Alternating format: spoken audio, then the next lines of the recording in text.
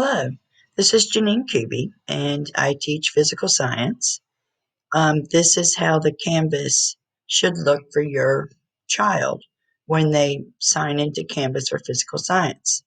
Okay, so initially they'll come to the home page, and on the home page can be found a link to my email, my planning period, which is fifth block between 1:50 and 3:20.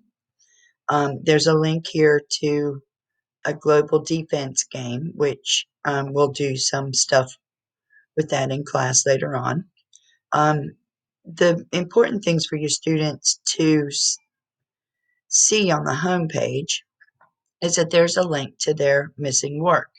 Right, so if they're in first block, they would just click on the missing work link, and it will take them to a list of their names, of all the names of all the students in the class. Okay, and then they can just click on their names, and it will take them to a Google Doc that shows all of their missing work. Right, so I'm going to click on one student's name. Um, okay, so on the list it has watch a video and redo the reading a solubility graph assignment.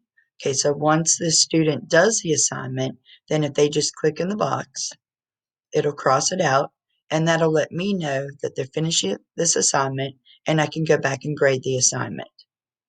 Okay, and so who's able to edit this is the student, myself, and I can also share it with the parents if they let me know their email. And that way they can also keep track of what's missing from the student. Okay, right, so you can just hit the back arrows to go back to the home page. Right, this is where they sign in for attendance.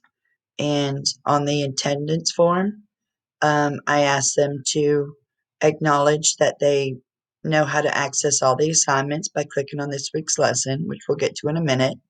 That they've checked their Google Doc, because they should be checking it each day for their missing work, um, to know what they need to make up or what they're behind on.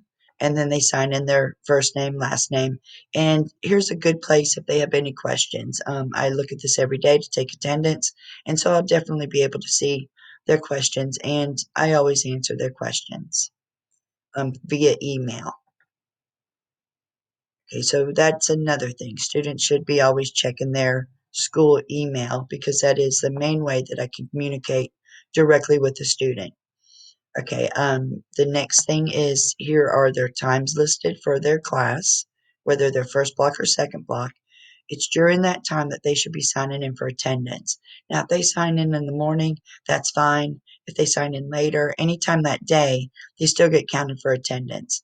But initially, they may be counted absent if they haven't signed in by the end of the class.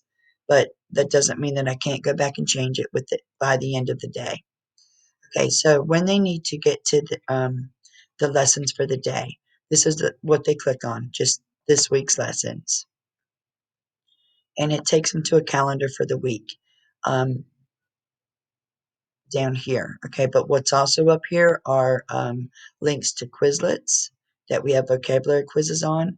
There's information on how to capture images for some of the assignments. They need to capture an image, and these are step-by-step directions with graphics that show them exactly what to do. Okay, all right, so here are how they get to the lessons.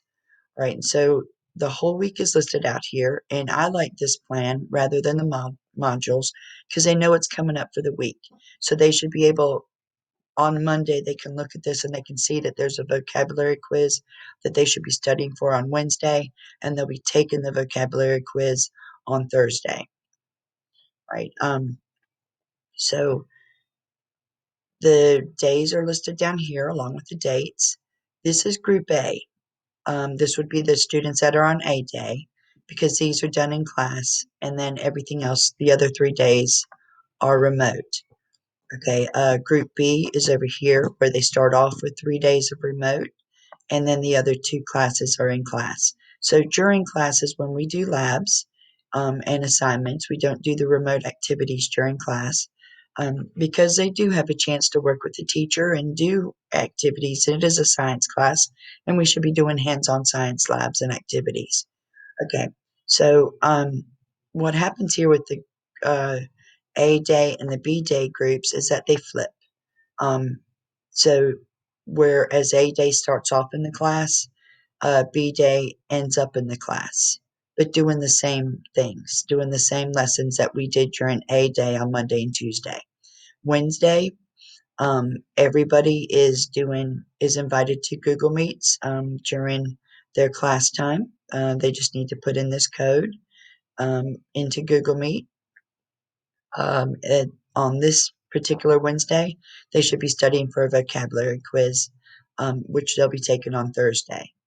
Okay, now this group FR is for the fully remote students. So these are the students that are out and just doing remote activities. So they're still doing the same lessons.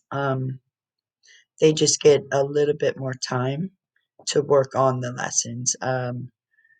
Sometimes there's I've tried doing extra stuff with them since they don't get to do the labs, but that really hasn't worked out that well. It's worked out best this way, just giving them a little bit of extra time to complete their assignments since they're just doing everything remote.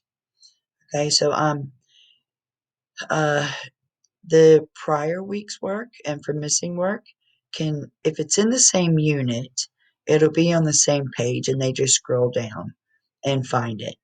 But if it's from a prior unit, so like the scientific measurements unit, I do have a link here which will take them to the last unit. And then on this unit, it has all the lessons from the beginning of the school year, okay, from August 17th.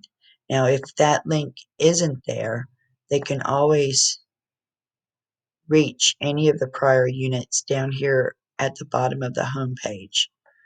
So here was scientific measurements unit, and that'll take you back to that calendar page with all the missing work. Well, at this point, if they didn't do this, it would be missing work, but with all of the prior lessons. The other one, the unit we're in right now, is properties of matter right here, which is taking a little bit, but right there. And then our next unit will be atomic structure and so forth. Okay, so that's how this page works. The best way to contact me if you have any questions is always through email. I will get back to you within that day. Right? Thank you.